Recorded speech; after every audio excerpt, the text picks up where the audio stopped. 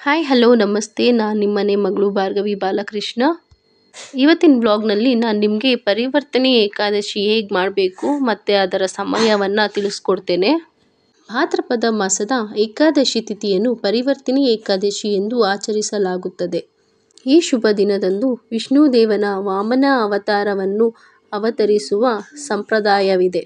ಇದೇ ಸೆಪ್ಟೆಂಬರ್ 3ರಂದು ಬುಧವಾರ ದಿನ ಆಚರಿಸಲಾಗುತ್ತದೆ. ಪರಿವರ್ತನೆ ಏಕಾದಶಿ ದಿನದಂದು ವಿಷ್ಣು ದೇವನು ವಾಮನ ಅವತಾರದಲ್ಲಿ ಪೂಜಿಸಲಾಗುತ್ತದೆ.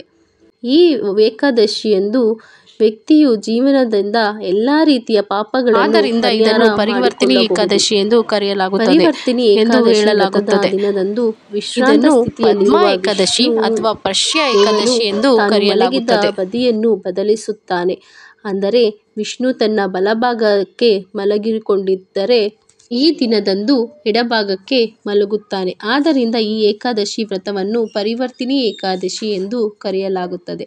ಪರಿವರ್ತನೆ ಏಕಾದಶಿಯ ದಿನದಂದು ಮಹಿಳೆಯರು ಈ ಕೆಲಸವನ್ನು ಮಾಡಬೇಕು. ಈ ಶ್ರೇಷ್ಠವಾದ ಪರಿವರ್ತನೆ ಏಕಾದಶಿ ದಿನದಂದು ಮಹಿಳೆಯರು ಮುಂಜಾನೆ ಎದ್ದು ಸ್ನಾನ ಮಾಡಿ ಸ್ವಚ್ಛ ಮತ್ತು ಶುದ್ಧವಾದ ಬಟ್ಟೆಯನ್ನು ಧರಿಸಬೇಕು. ಇದರ ನಂತರ ವಿಷ್ಣುವಿನ ವಿಗ್ರಹ ಅಥವಾ ಫೋಟೋನ ಬಳಿ ತುಪ್ಪದ ದೀಪ ಹಚ್ಚಿ ಹೂಗಳು, ಧೂಪ, ದರ್ವ, ತುಳಸಿ ಎಲೆಗಳು ಮತ್ತು ಪಂಚಾಮೃತಗಳನ್ನು ಅರ್ಪಿಸಬೇಕು. ಪೂಜೆಯ ನಂತರ ಓಂ ನಮೋ ಭಗವತೆ ವಾಸುದೇವಾಯ ಎಂಬ ಮಂತ್ರವನ್ನು 101 ಬಾರಿ ಪಠಿಸಬೇಕು.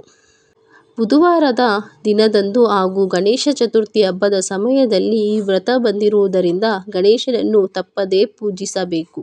ಇನ್ನು ಸಂಜೆ ವೇಳೆಯಲ್ಲಿ ಮತ್ತೊಮ್ಮೆ ವಿಷ್ಣು ದೇವರನ್ನು ಪೂಜಿಸಿ ವ್ರತಕಥೆಯನ್ನು ಓದಬೇಕು. ವ್ರತಕಥೆಯನ್ನು ಓದಲು ಸಾಧ್ಯವಾಗದೇ ಇದ್ದರೆ ನೀವು ಅದನ್ನು ಕೇಳಲೂಬಹುದು ಅಥವಾ ಮಹಿಳೆಯರೆಲ್ಲ ಒಕ್ಕೂಟಾಗಿ ಸೇರಿ ವಿಷ್ಣುವಿನ ಭಜನೆ, ಕೀರ್ತನೆಗಳನ್ನು ಕೂಡ ಹಾಡಬಹುದು.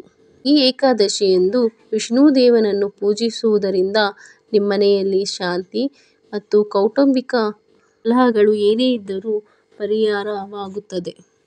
ಇನ್ನು ಹಿಂದೂ ಧರ್ಮದಲ್ಲಿನ ಶಾಸ್ತ್ರದ ಪ್ರಕಾರ ಪರಿವರ್ತನೆ ಏಕಾದಶಿ ದಿನದಂದು ವ್ರತವಲ್ಲ, ಯಾವುದೇ ಏಕಾದಶಿ ತಿಥಿ ಇದ್ದರೂ ಆ ದಿನದಂದು ಜಾಗರಣೆಯನ್ನು ಮಾಡುವುದು ಅತ್ಯಂತ ಶುಭವೆನಿಸುತ್ತದೆ. ಜಾಗರಣೆಯನ್ನು ಮಾಡುವಂತಹ ಸಮಯದಲ್ಲೂ ನಾವು ಸಂಪೂರ್ಣವಾಗಿ ವಿಷ್ಣುವಿನ ಕಥೆಯನ್ನಾಗಲಿ ಶ್ಲೋಕಗಳನ್ನಾಗಿ ಪಠಿಸುತ್ತಿರಬೇಕು. ಇನ್ನು ಈ ಪರಿವರ್ತನೆ ಏಕಾದಶಿ ದಿನದಂದು ನೀವು ಬಡವರಿಗೆ, ನಿರ್ಗತಿಕರಿಗೆ ನಿಮ್ಮ ಕೈಲಾದಷ್ಟು ದಾನ ಮಾಡಬೇಕು. ಇನ್ನು ಈ ದಿನದಂದು ಧಾನ್ಯಗಳನ್ನು, ಬಟ್ಟೆಗಳನ್ನು ಮತ್ತು ಸಾಧ್ಯವಾದಷ್ಟು ಆಹಾರ ಪದಾರ್ಥಗಳನ್ನು ದಾನವಾಗಿ ನೀಡಬಹುದು.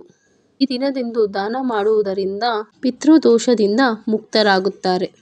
ಇನ್ನು ಈ ಭಾದ್ರಪದ ಮಾಸದ ಶುಕ್ಲ ಪಕ್ಷದ ಏಕಾದಶಿ ತಿಥಿ ಸೆಪ್ಟೆಂಬರ್ 3ರಂದು ಬೆಳಗ್ಗೆ 4:44 ಪ್ರಾರಂಭವಾಗಿದ್ದು ಸೆಪ್ಟೆಂಬರ್ 4ರಂದು ಬೆಳಗ್ಗೆ 4:22 ಕೊನೆಗೊಳ್ಳುತ್ತದೆ. ಅಂತಹ ಪರಿಸ್ಥಿತಿಯಲ್ಲಿ ಪರಿವರ್ತನೆ ಏಕಾದಶಿಯ ಉಪವಾಸವನ್ನು ಸೆಪ್ಟೆಂಬರ್ 3ರಂದು ಆಚರಿಸಲಾಗುತ್ತದೆ. ಈ ಏಕಾದಶಿಯಂದು ವಿಷ್ಣುವಿನ ವಾಮನ ರೂಪವನ್ನು ಪೂಜಿಸಲಾಗುತ್ತದೆ. ಈ ಉಪವಾಸವನ್ನು ಆಚರಿಸುವುದರಿಂದ ವ್ಯಕ್ತಿಯ ಸಂತೋಷ ಮತ್ತು ಅದೃಷ್ಟ ಹೆಚ್ಚಾಗುತ್ತದೆ. ಒಂದು ನಂಬಿಕೆಯ ಪ್ರಕಾರ ಈ ದಿನ ತಾಯಿ ಯಶೋದೆಯು ನೀರಿನ ಜಲಾಶಯಕ್ಕೆ ಹೋಗಿ ಶ್ರೀಕೃಷ್ಣನ ಬಟ್ಟೆಯನ್ನು ತೊಳೆದಳು. ಅದಕ್ಕಾಗಿಯೇ ಇದನ್ನು ಜಲಾರ್ಜನಿ ಏಕಾದಶಿ ಎಂದು ಕರೆಯುತ್ತಾರೆ.